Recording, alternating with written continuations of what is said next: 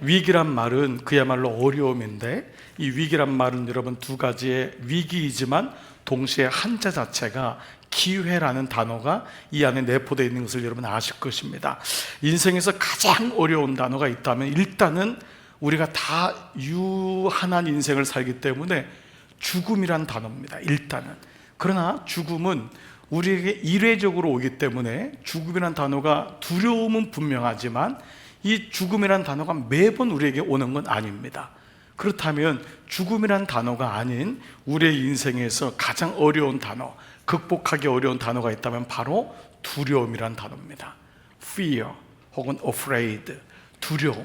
이 두려움이란 단어는 우리 삶 속에 참 많이 나타나는 단어죠.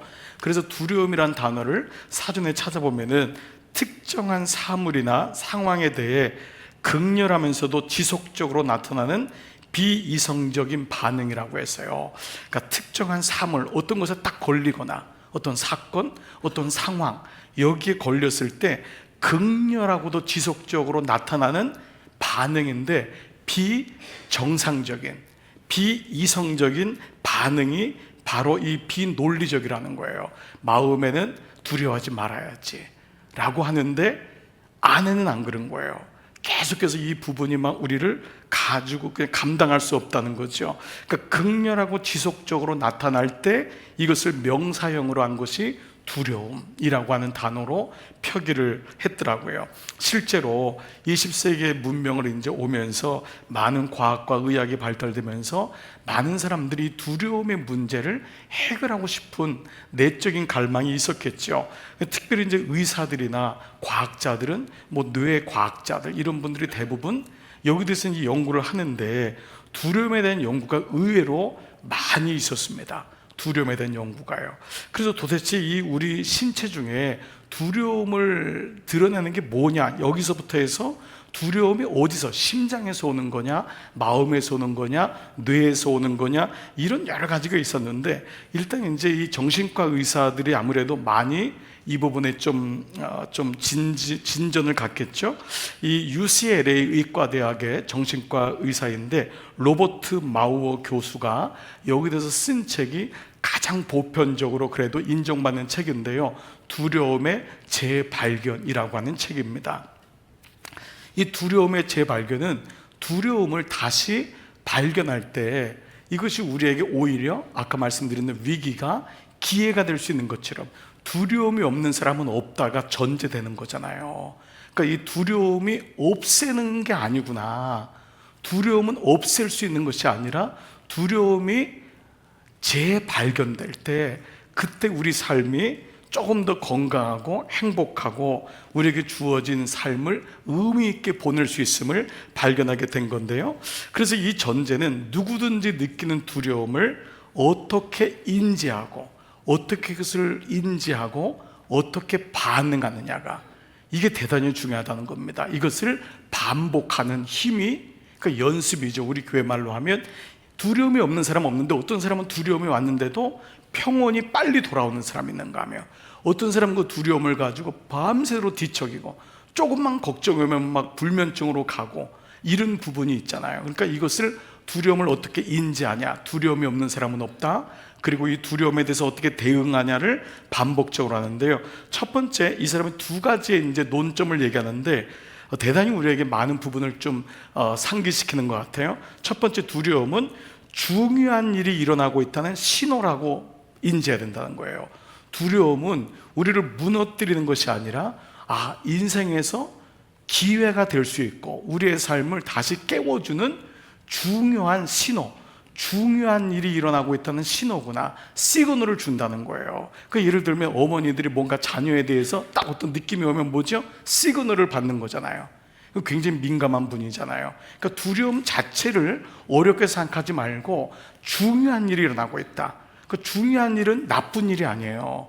중요한 일은 소중한 일이 일어나고 있다라는 개념으로 받아들여야지만 두려움을 뛰어넘을 수 있다는 거죠. 자, 두 번째, 그러면 이 두려움을 이렇게 인지했을 때 이것을 자연스럽게 인정하고 도움을 구하라는 거예요. 자, 이거를 자연스럽게 받아. 두려웠어요. 근데 왜 나에게 또 이 일이 있었지? 이게 아니라 어차피 두려운 거야. 인생은 광야잖아요. 우리 이제 정의를 알고 있는 거죠. 인생은 광야인데 언제든지 두려움이 올 수 있다. 이걸 자연스럽게 인정하고 그 다음에 뭐죠? 요청의 힘, 도움을 구하라는 거예요. 우리 요청의 힘 알잖아요.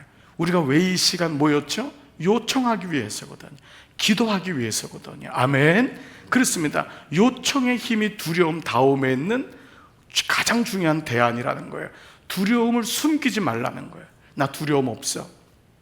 좀 무슨 일이 없으세요? 아무 일도 없어요. 우리는 이게 반사적인 반응이잖아요. 근데 그게 아니라 부모가 돼도 나 요즘 두렵단다. 나 지금 염려가 있단다. 놀라운 건요, 이번이 나중에 뒤에 쓰는 거는요, 두려워. 사람들이 실패하는 사람은 스트레스로 얘기를 하지만 성공하는 사람에게 나는 두려움이 있어 라고 고백할 줄 안다는 거예요. 나는 두려워. 엄마도 사실 두렵단다. 아빠도 두렵단다. 두려움을 속이거나 아닌 척하는 것이 아니라, 그러면 어떻게 하냐면 자녀가 얘기를 들었을 때 그럼 어떡하지? 라고 했을 때 우리는 이겨낼 수 있어.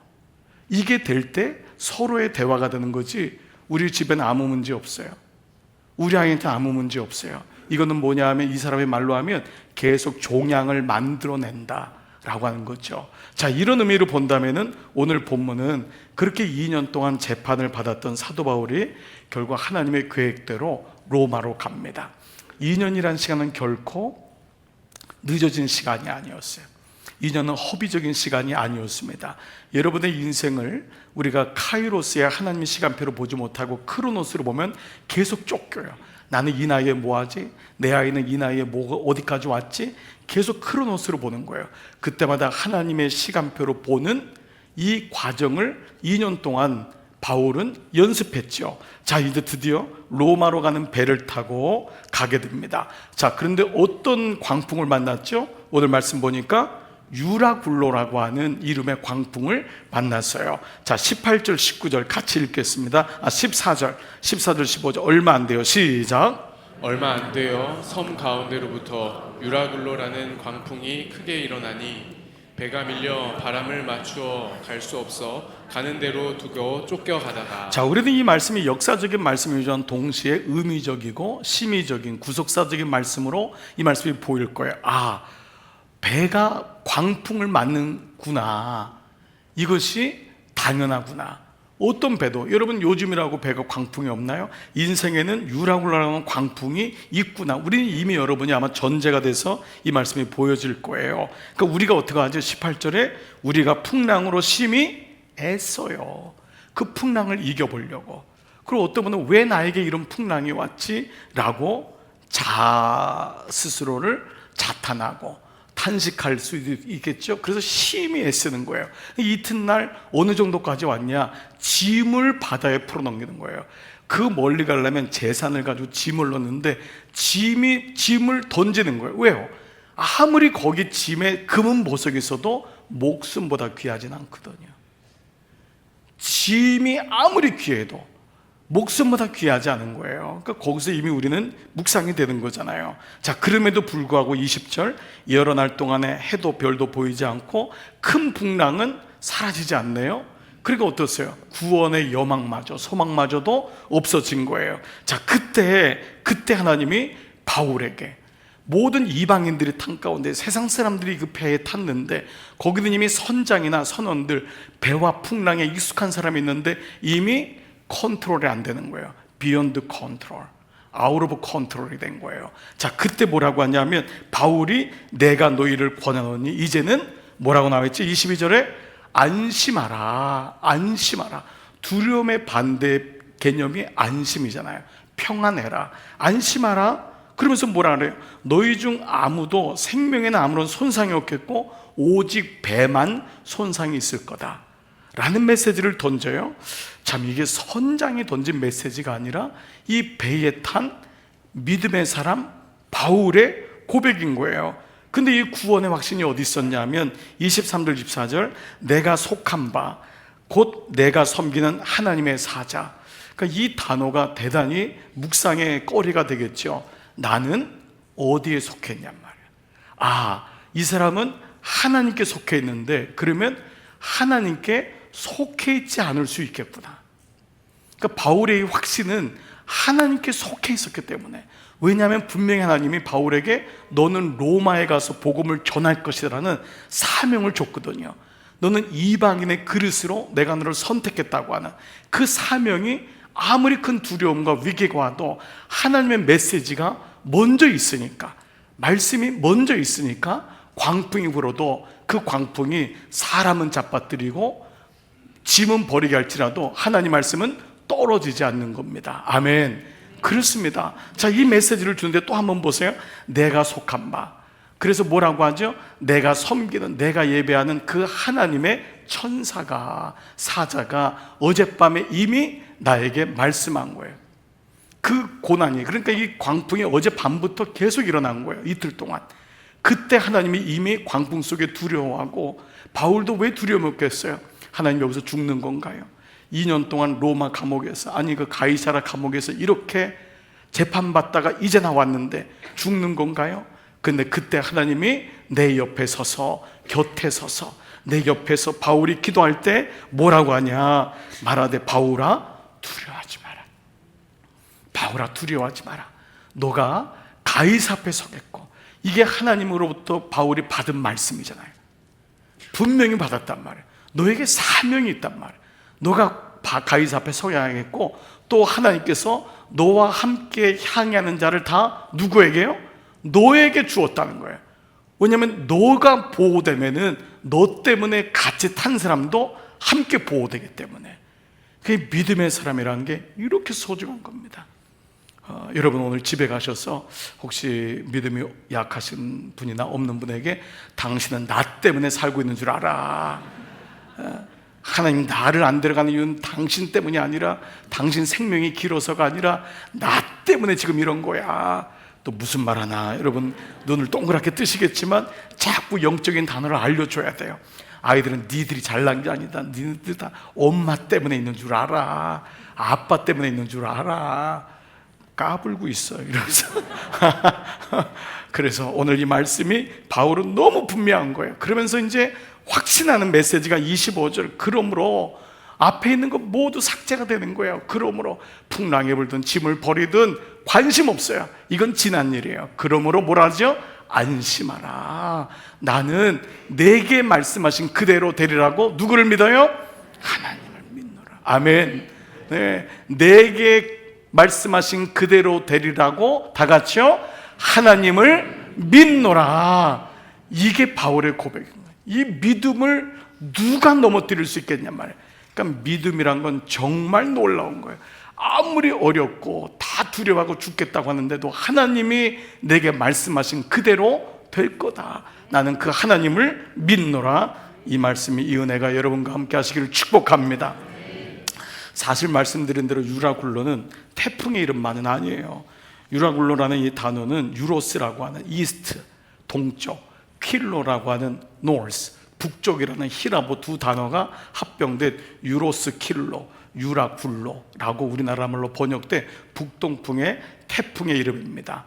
이 이름은 그야말로 이 그레데 지역에 높은 산이 있는데 그 산을 기점으로 해서 온류와 난류, 난류와 냉류, 이게 부닥치면서 태풍이, 위기가 만들어지는 것이죠.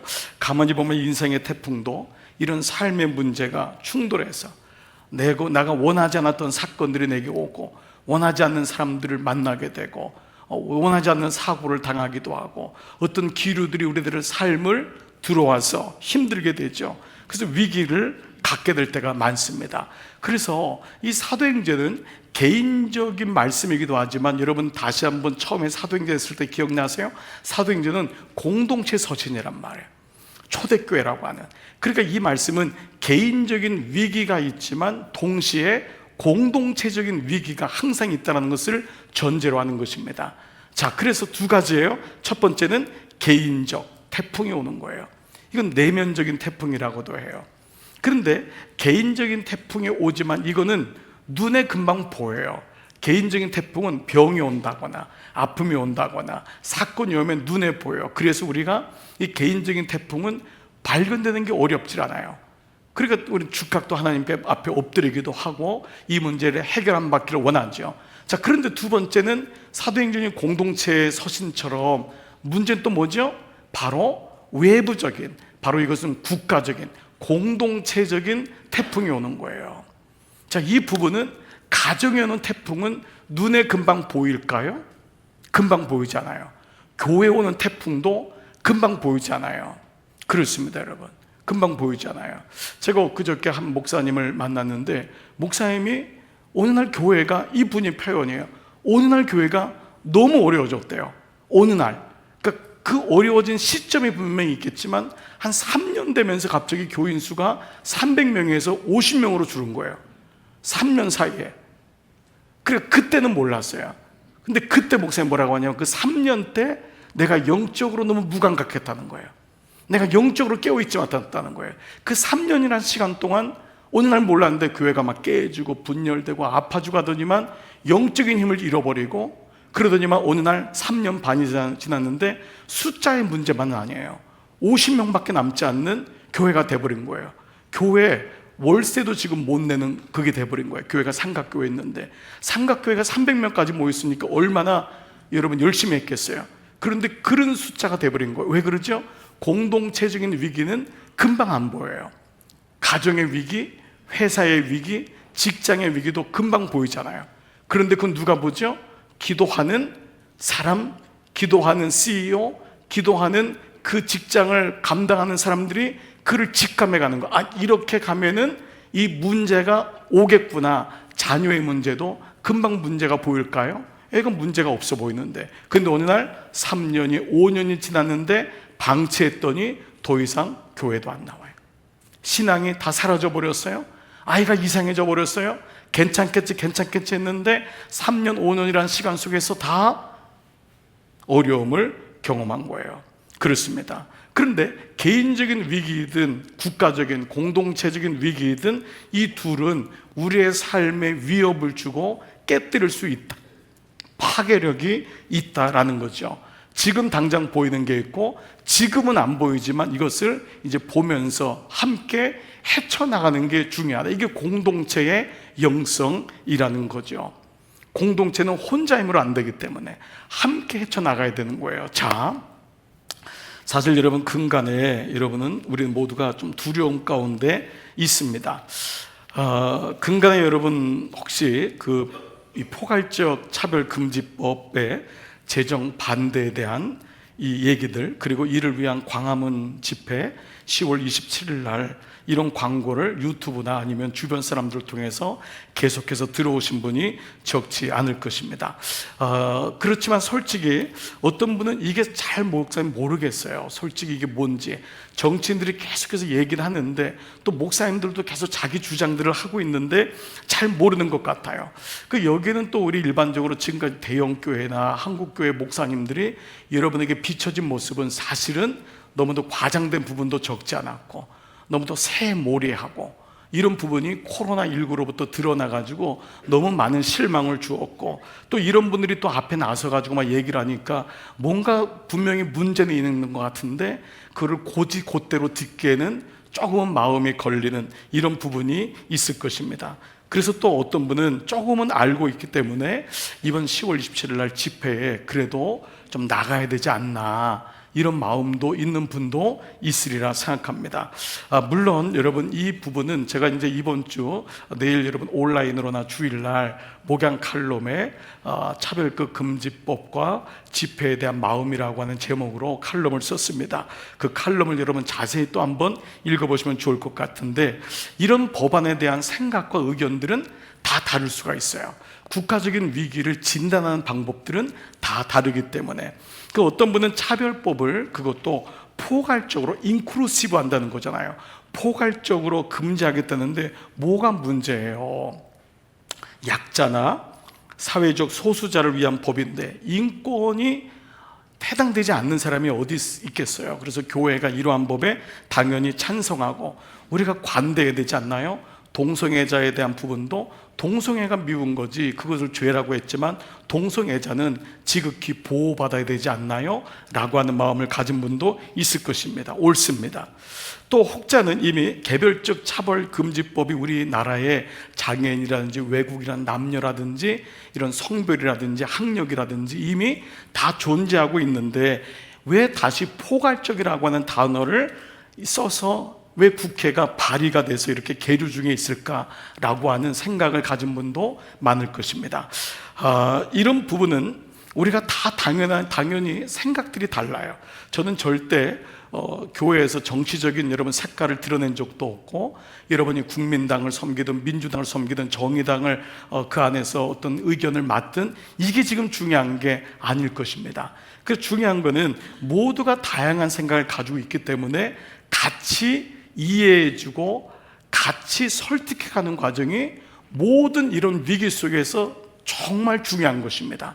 시급하기 때문에 집회가 열리고 어려움입니다, 나가야 됩니다라고 고백하는 그런 와중에도 우리는 여전히 서로의 상대를 향한 이해와 설득을 가져야 됩니다. 우리의 나라의 가장 연약함이, 한국교회의 가장 취약점이 뭐냐면 진영 논리를 계속해서 만들어내는 목사들이 너무 많다는 것입니다. 계속 흑백 논리, 조금만 문제 있으면 좌파, 조금만 괜찮으면 우파, 그리고 조금만 문제 있으면 우리는 우리 안에서 개별적인 세대적인, 그래서 부모와 자녀의 세대가 너무 금해간 거예요. 이 정치인들과 이러한 논리 싸움이 되다 보니까 한 가정에 정치 투표할 때마다 부모 세대와 자녀 세대가 갈등이 되고 더 이상 얘기되지 않는 이런 모습들이 계속 일어났기 때문에 어떤 시간보다도 서로 이해와 설득과 함께하는 마음이 중요하다라는 것을 먼저 말씀드리고 싶어요. 그래서 여러분, 저도 오늘 이 시간 여러분에게 어떤 생각이 옳고 어떤 생각이 그르기 때문에 여러분 이 시간 이렇게 합시다 라고는 말씀드리지 않겠습니다. 중요한 건 정확한 팩트에 대해서 서로가 알아가는 과정이 필요하다는 것입니다. 목사만 앓는 것이 아니라 여러분도 직접 들어보고 알아보고 이런 과정에서 서로가 다르다는 것을 인정해주고, 광화문에 안 가면은 비복음적인 사람, 그 여러분 중에도 지금 왜 안 가? 왜 안 가? 가. 나는 거기 가서 결사 반대야. 그래서 막 뛰들고 갈 거야. 나는 성령 충만하기 때문에. 그러면 우리는 안 충만하냐? 그러면 너는 충만하기 때문에 가니까. 너는 광화문파냐? 나는 그래 서대문파다. 이렇게 해서 나눠지면 절대 안 돼요. 이 부분이 소중하기 때문에. 근데 중요한 건 있어요. 정확한 팩트에 대한 함께 가면서 기독교인으로서의 가치와 기준을 가지고 보고 결정하는 것이 필요하다는 것입니다. 무엇보다 지금의 공동체는 뭐죠? 당장의 모습보다는 우리의 자녀들과 손주들이 경험할 미래를 보는 것이 소중합니다. 이게 소중해요. 왜냐하면 당장 동성애 문제는 여러분이나 저나 별 문제가 안 돼요. 그분들 도와주면 되지. 거기에 대해서 우리가 특별히 먹고 살고 직장에 큰 문제는 여전히 없습니다. 그러나 중요한 건 뭐냐면 공동체적인 위기는 앞을 내다봐야 됩니다. 그것이 10년 후에 올지 20년 후에 올지 우리의 자녀 세대, 청장년, 청년 세대, 우리의 손주 세대를 보는 마음으로 이것을 보는 것이 중요하다는 것입니다. 자, 사실 이런 의미에서 이제 저는 요 PPT를 요 하나를 좀 썼는데, 우리 자녀들에게 어떤 나라를, 어떤 가치를 전생할 수 있을까?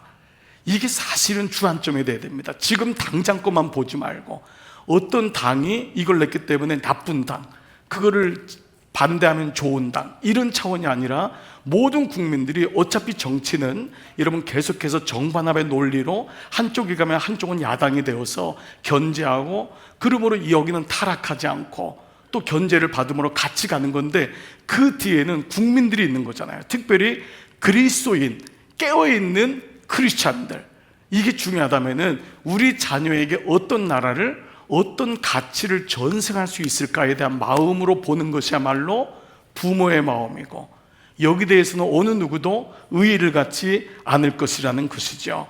사실 이번 10월 27일 이 주일에 집회를 하자고 하는 불씨는 지난 7월 18일 날 있었던 이 대법원의 판결 때문이었습니다. 그것은 바로 동성 결혼을 해서 같이 동거를 하는 둘이 부부라고 고백하는 분이 사실혼 관계인 동성 동반자의 건강보험 피부양자 자격을 인정하는 것이었습니다. 남자 한 분이 가셔서 남자 한 분을 데려오셨는데 이분이 나의 동거하는 사람입니다. 근데 이거를 이 사람이 보험의 혜택을 받지 못하기 때문에 이거를 고소를 한 겁니다.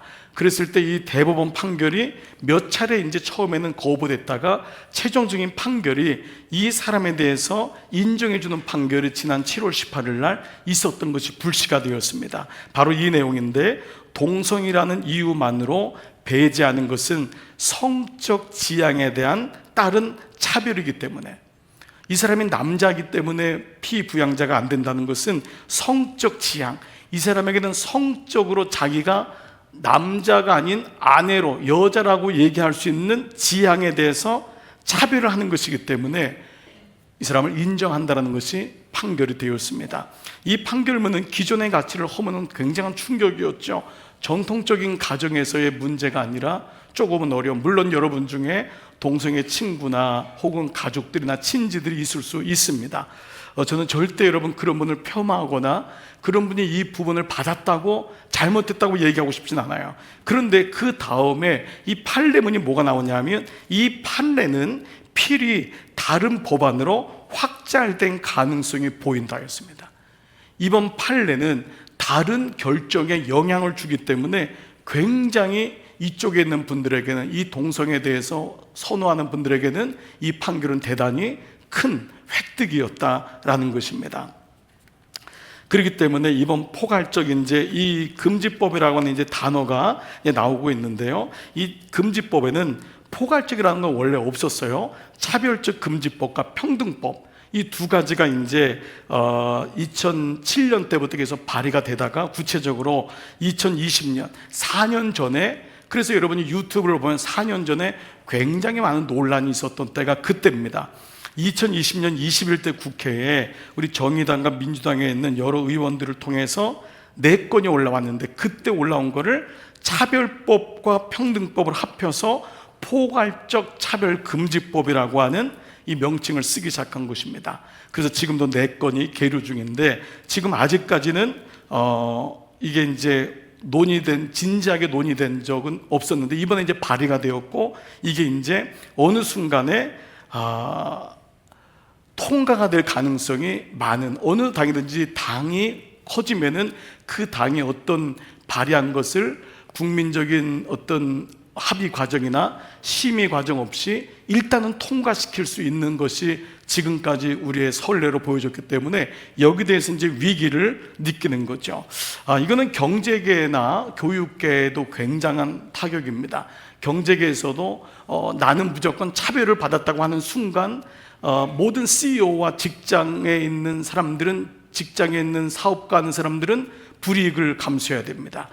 나는 차별을 받았습니다 라고 하는 것이 급속도로 일어날 때 직장에서는 더 이상 정상적인 운영을 하기 어려운, 실제로 뭐 미주나 지금 유럽이 이런 경우가 있기 때문에 너무너무 사업하기가 어렵고, 직장 안에서 노동자의 권리가 워낙 커졌기 때문에, 노동자의 권리가 커지는 것은 바람직하지만 이것이 이제 어떤 법에 의해서 제정될 때 이 경제계에서도 어려움이 있고, 특별히 교육계 같은 경우는 작년 8월 2일에 충청남도 공공도서관에 120건의 차별금지법을 둘러싼 이제 성교육 도서가 비치가 됐는데, 이 도서가 뭐냐면 동성애를 어떻게 하는가에 대한 책들이었어요. 초등학교에 동성애를 어떻게 하는지에 대한 책들이 비치가 되면서 여기 대해서 학부모들이 굉장히 이렇게 너무 이게 문제가 있다라고 했죠. 그래서 동성애 성관계하는 방법 등이 묘사된 도서 120권을 폐기하거나 열람을 제한시켜달라고 했는데, 이 부분이 도서 검열이라고 하는 이름으로 계속해서 논쟁이 되기 시작했고, 여기 대해서 찬성하는 분은 성이 평등한 사회를 위해서 포괄적인 성교육을 받을 권리는 아이들에게도 있다. 근데 이 아이들은 10대에도 안 됐거든요. 유치원, 초등학교 아이들인데 이 아이들도 성적인 교육을 받을 권리가 있다. 성평등을 위해서. 그래서 이것이 UN 사회 조약이고 아동 권리 협약 등이다라는 것을 얘기하면서 이것이 UN의 어떤 정책이다, 아동 권리 정책을 위반하는 것이다라고 얘기를 하고 있습니다. 자, 이제 이런 가운데 우리가 말씀드렸던 대로 이제 이 법안이 이제 어떤 거냐면 계속해서 서구 사회가 유럽이 이렇게 했고 영국이 이렇게 했고 프랑스가 독일이 이렇게 했고 네덜란드가 있고 미국도 2013년도에 했기 때문에 모든 유엔은 그 선진국과 강대국을 중심으로 가기 때문에 이런 발의가 계속됐어요. 그래서 몇 가지를 좀 캡처해 봤는데 이제 이런 내용들인데 첫 번째 한번 좀 볼까요? 제가 지금 안 보여서 여기로 볼게요. 이게 이제 UN 자유위원회에서 최종 견해를 우리나라에서 공고를 한 겁니다. UN에서 우리를 우려한 겁니다. 특정한 형태의 차별을 금지하는 수개의 차별법이 있다는 것에 주목하면서도 이게 개별적인 차별법, 우리나라가 가지고 있는 겁니다. 그런데 지금 여전히 한국은 포괄적 차별금지법에 부재가 있어서 이 상황이 우려한다. 지금 UN이 얘기하는 겁니다. 특별히 인종차별. 근데 그 뒤가 뭐죠? 성적 지향, 성별 정체성을 이유로 한 차별을 규정하고 금지하는 법률이 현재 없다는 것에 대해서 우려하기 때문에 너희들은 빨리 이 법안을 통과해야 된다라고 하는 것입니다.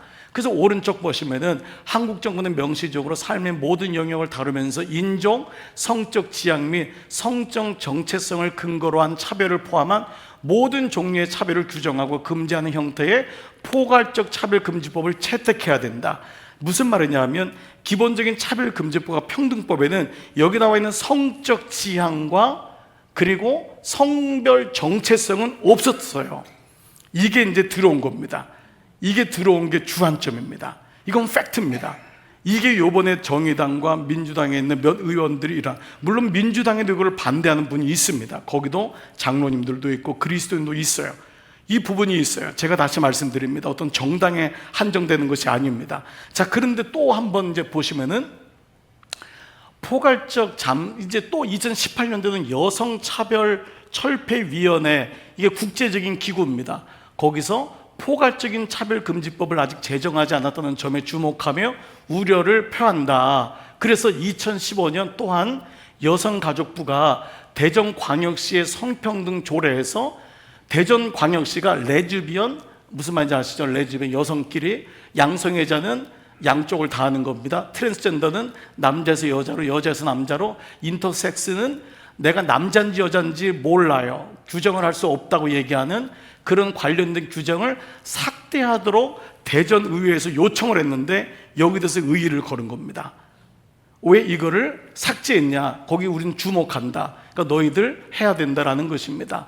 그래서 계속 오른쪽에도 나오는 것이 공고한다라고 하는 내용이 나옵니다.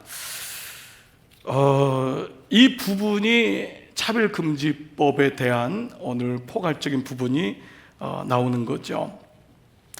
제가 지난 2년 전에 미국에 가서 이제 그 안에서 비행기표를 예약하는 과정에서 그 2022년이었는데 좀 너무 생소한, 저도 그래도 미국에서 꽤 오래 살았잖아요. 그런데 여기까지 올 줄은 몰랐는데 어떤 게 있었냐면 이 표가 나와서 제가 캡처를 좀 했는데 보통 젠더, 남성, 여성이면 저는 male, 남자 man, 여자는 F, female, 이게 두 가지였습니다. 22년 동안 이거 본 적이 없었습니다. 그런데 2년 전부터 어떻게 바뀌었냐면 거기 세 번째 나온 게 unspecified, 이거는 뭐라고 특정이 안 돼요.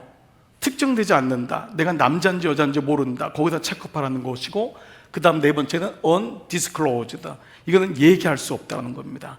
나는 얘기하지 않겠다. 내가 남자인지 얘기인지 여기 얘기할 수 없다. 이 항목이 공식적으로 들어왔습니다. 이거는 굉장한 샥입니다. 그렇지만 알고 있었습니다. 이렇게 진행된다는 것을 알고 있었습니다. 그리고 이미 미국의 많은 화장실, 유럽에도 이제 그런 경우가 많은데 남자, 여자 화장실이 따로 있지 않습니다. 혼용입니다. 언제든지 남자가 들어갔다가 여자가 들어가고, 문 열고 들어갔는데 남자가 있습니다. 문 열고 들어갔는데 여자가 있습니다. 놀라지 않습니다. 이제는 그렇게 되는 것이 기본적인 부분입니다. 이런 부분들은 가장 중요한 건 아까 지금 당장에 말씀드린 대로 이것이 어떤 영향을 주느냐라는 것에는 여러분 별로 여러분 못 느낄 것입니다. 이게 지금 당장에 어떤 영향을 주느냐 이게 아니에요. 중요한 건 뭐냐면 우리 자녀들의 세대입니다. 이 아이들이 성적인 혼동과 정체성을 어떻게 규명할 수 있는가라는 것입니다. 이 부분이 가장 중요한 부분입니다. 그렇기 때문에 이것이 이제 오늘 우리들에게 굉장히 큰 문제로 부각되고 있는 부분이죠. 현재 유럽과 미국의 얘기는 결코 과장도 거짓 뉴스도 아닙니다. 물론 이제 여러분이 그걸 잘 분별해서 보시면 좋을 것 같아요. 그러나 이제 많은 유튜브를 통해서도 우리가 이 부분을 보지만은 중요한 거는 당장의 법안이 통과된다고 해서 세상은 확 바뀌지 않습니다. 여러분 직장에 문제가 있거나 우리에게 불편하지 않습니다. 그러나 말씀드린 대로 우리의 자녀들과 손주들은 다르다는 것입니다. 당장의 아이들은 그 교육으로 법안이 되면서 제일 중요한 게 법안이 결정되면은 그 다음에 가는 게 교육국입니다. 교육부에서 모든 성적인 부분에 대한 교육을 시작합니다. 이미 충청남도 도의회에서 아이들에게 동성이 성관계를 갖는 방법에 120권의 도서가 비치됐던 이유도 여기에 있습니다. 이런 부분들은 굉장히 진보적인 부분과 보수적인 부분이 늘 첨예하게 문제가 되었습니다. 자, 그렇기 때문에 이제 중요한 건 뭐냐? 저는 여러분에게 제가 담임 목사로서 가지 마라 이렇게 말씀은 드리지 않겠습니다. 결론적인 목강 칼럼에서 썼지만 마음에 여러분들이 꼭 가서 나는 기도의 자리에 참석하고 싶습니다 라고 하는 분이 있으면 겸손한 마음과 겸허한 마음과 특별히 어떤 사람이나 정당을 향해서 그렇게 얘기하는 몰아세우는 그 모습이 아니라 사람을 향한 마음이 아니라 하나님을 향해서 우리가 이렇게 만든 건 바로 우리 부모 세대입니다 라고 하는 애통의 마음으로 기도하는 마음으로 참여하고 오셔도 좋겠다라는 마음을 말씀드립니다. 그러나 여러분이 만약 가지 않는다고 해서 왜 당신은 가지 않느냐? 저는 이것이 또 다른 차별을 만드는 법이 또다시 우리 그리스도 안에서도 있을 수 있다는 것입니다. 결국 또 너희들은 좌파 아니냐? 너희들은 비복음주의하냐? 너희 교회 안 갔다며? 이런 것이 될 때 우리는 또 다른 계파 싸움이 될 수 있음을 우리는 또다시 봐야 됩니다. 어느 나라든지 영적인 부흥과 영적인 어떤 포인트가 있을 땐 그 뒤에 있는 것까지 봐야지만이 이것이 꾸준히 갈 수 있습니다. 이 문제는 한 번의 집회로 결국 끝나지 않습니다. 그리고 이렇게까지 교우들을 계속해서 사람들을 모으는 엄청난 재정과 엄청난 노력을 매번 할 수는 없을 것입니다. 그런데 우리 안에서 무엇보다 이해와 설득의 시간이 필요합니다. 제가 오늘 이렇게 말씀드렸고 여러분은 앉아서 들을 수밖에 없기 때문에 여러분 중에 제 얘기가 불편하게 느껴지는 분도 계실 수 있습니다. 여러분께 양해를 구합니다. 그러나 그럼에도 불구하고 우리가 서로 이 부분을 나누고 알아가는 시간, 특별히 가족 안에서도 이해와 설득의 시간이 필요합니다. 부모는 무조건 광화문에 가는데 아이들은 그거를 보고 부모가 설득하지 않고 이해를 시키지 않으면 여기서 또 믿으면 또 갈라집니다. 결국 부모는 자기 마음대로 꼰대가 되는 거고 아이들은 왜 그런 불쌍한 사람들을 도와주지 않냐라고 하는 것으로 또다시 부모와의 의견이 갈라지기 시작합니다. 여러분, 그래서 집회에는 어떤 선포보다도 중요한 게 그 안엔 설득입니다. 같이 이해해주고 함께 가는 작업이 필요합니다. 무엇보다 여러분 이번 집회가 기독교인의 힘을 보여주는 것으로 되면 절대 안 됩니다. 제가 우려하고 있는 것 중에 하나가 이겁니다. 기독교는 힘을 보여주는 순간 어떤 것은 성취하고 쟁취하지만 그 다음에는 국민들로부터 외면받았어요. 이게 가장 중요한 포인트가 될 수 있습니다. 저는 앞에 쓴 분들이 꼭 그러하리라 믿어요. 우리의 힘을 보여줘서 국회를 움직이자. 이것으로 되는 것은 역사적으로 한 번도 없었습니다. 조금은 지연은 되지만 백성의 마음을 놓쳐버린 종교는 그때부터는 우리들끼리만의 종교가 될 수 있음을 우리는 기억해야 됩니다. 그렇기 때문에 우리의 생각이 다르거나 가정 안에서도 교우들끼리도 또 집회에 가지 않는다고 평가를 해서도 안 됩니다. 여러분이 저에게 가시냐고 안 가시냐 물어보지도 마시기 바랍니다. 제가 광화문 쪽으로 가다가 서대문 쪽으로 빠질 수도 있어요. 그리고 무엇보다도 세대 간의 갈등에 대해서 우리는 늘 염려해야 됩니다. 이게 성숙한 크리스찬입니다. 세대 간의 갈등을 서로 알아가자. 아빠의 생각은 이런데 너희는 생각은 어떠니? 서로 알아가는 세대 갈등이 되면 안 됩니다. 무엇보다 진영 논리를 다시 부추기면 안 됩니다. 지금 유튜브에 떠오르는 여러 가지 대형교회 사람들이 결국은 마지막 나오는 게 좌파입니다. 여러분, 이런 논리가 되면 우리 아이들은 좌파를 뽑은 아이들이 됩니다. 우리 청년들은. 그러면 교회 안에는 젊은이들 없습니다. 그 아이들의 생각도 존중해 줘야 됩니다.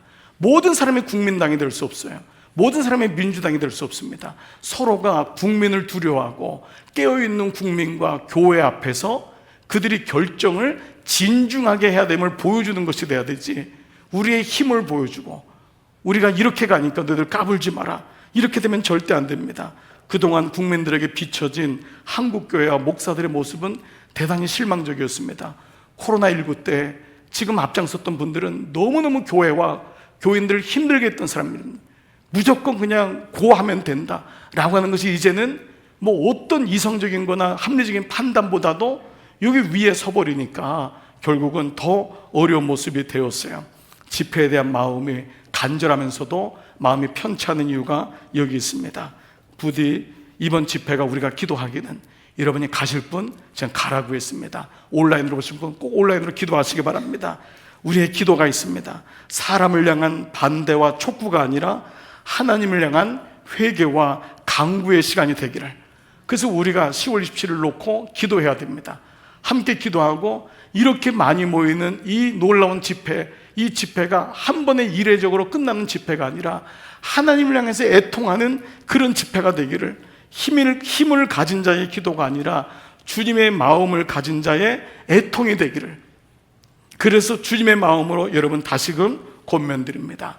오늘 이것이 우리가 지금 당면한 국가적인, 지금 당장은 눈에 보이지 않지만 향후 이것이 가 된 이후에 우리에게 오는 문제는 고스란히 우리 자녀의 몫입니다.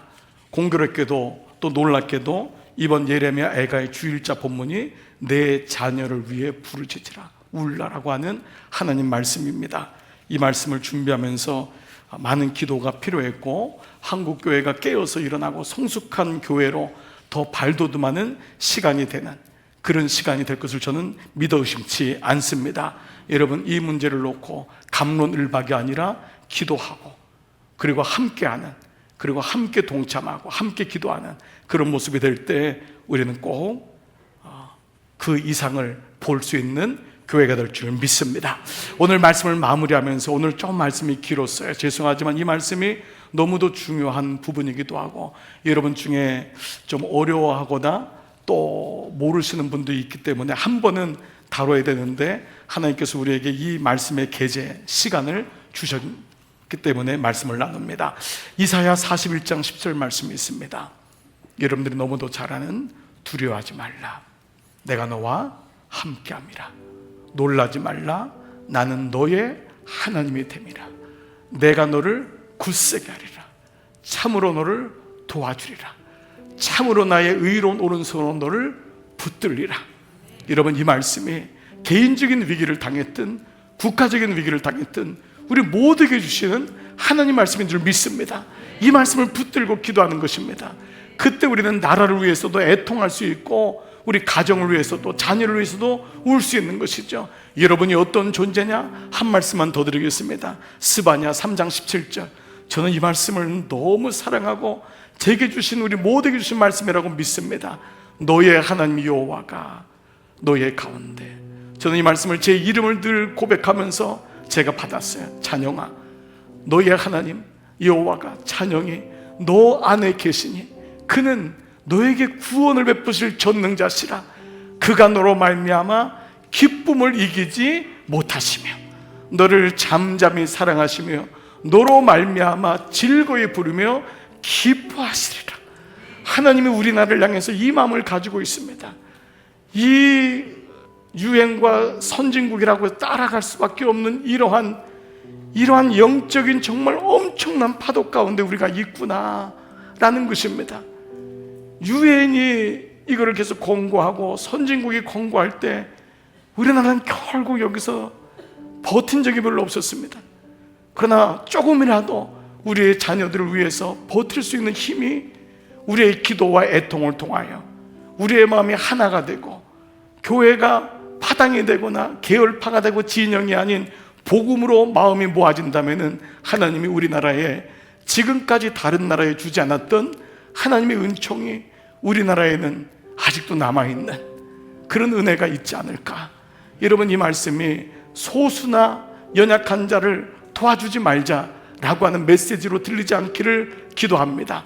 그리고 이 마음을 가지고 우리 정치인들을 위해서도 우리나라를 위해서도 함께 기도하며 오늘 이 저녁에 여러분, 오늘 이 말씀이 개인 위기 앞에서 국가의 위기 앞에서 이런 바로 서시는 우리 모두 되기를 축복합니다. 아멘.